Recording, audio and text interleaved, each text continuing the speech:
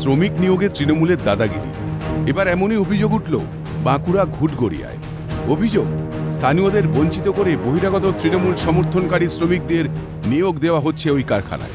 বুধবার বিজেপি শ্রমিক সংগঠনের তরফে কারখানার গেটের সামনে বিক্ষোভ শুরু হয়।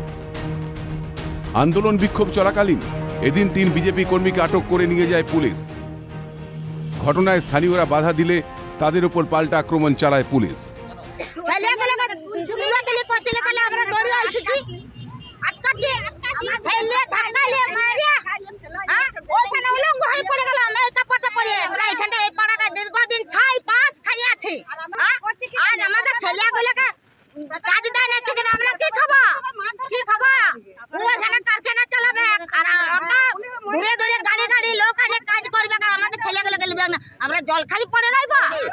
প্রতিবাদ জানালে সেখানে কিন্তু পুলিশের ভূমিকা কিন্তু দেখতে পাওয়া যাচ্ছে।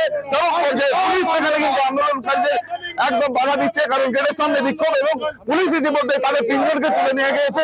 সেখানে যে পুলিশের যে চোখ রাঙানি, সেই চোখ রাঙানি কিন্তু সেখানে কিন্তু পরিষ্কার দেখতে পাওয়া যাচ্ছে, কারণ পুলিশ কোনোভাবেই চায় না যে আন্দোলনকারীরা সেখানে আন্দোলন করুক। তোলামূলের নেতা মন্ত্রীরা মেলা খেলায় ব্যস্ত, এদিকে স্থানীয় শ্রমিকদের রুটি রুজির টানে বিক্ষোভ আন্দোলনে নামতে হচ্ছে। তীব্রত বিজেপি শ্রমিক সংগঠনের সদস্যের। আমরা বারংবার আবেদন জানিয়েছি প্রশাসনিক স্তরে, আমরা ডিস্ট্রিক্ট লেবার কমিশনারকে জানিয়েছি, বিডিওকে জানিয়েছি, ডিএম কে জানিয়েছি, আইসি কে জানিয়েছি, এখনো পর্যন্ত তার কোনো সদুত্তর আমরা পাইনি। কেন নিয়োগ হলো না? এদিকে রাজ্যের মুখ্যমন্ত্রী বলছে যে স্থানীয় ওয়ার্কার নিয়োগ হবে, স্থানীয় ছেলেদেরকে কাজে নিযুক্ত করা হবে, আর এখানে তার সাদের ভাইরা তোলামূলের যে নেতা নেত্রীরা রয়েছে তারা মেলা খেলা, কারখানাতে মৎসব উৎসব এইগুলো নিয়ে ব্যস্ত আছে। যদিও ঘটনায় সাফায়ের সুর তৃণমূলের গলায়। আমরা অনুরোধ করব ফ্যাক্টরিটা ভালোভাবে চালাতে সবাই মিলে আসুন, সহযোগিতা করুন। এরা লোকাল ছেলেই কাজ করবে, লোকালে নেবে, আর যদি কেউ এর বাইরে আইন হাতে তুলে নেয় তার প্রশাসন কিন্তু উপযুক্ত ব্যবস্থা, সে আমি হই আর অন্য কেউ হই, প্রশাসন কিন্তু উপযুক্ত ব্যবস্থা নেবে।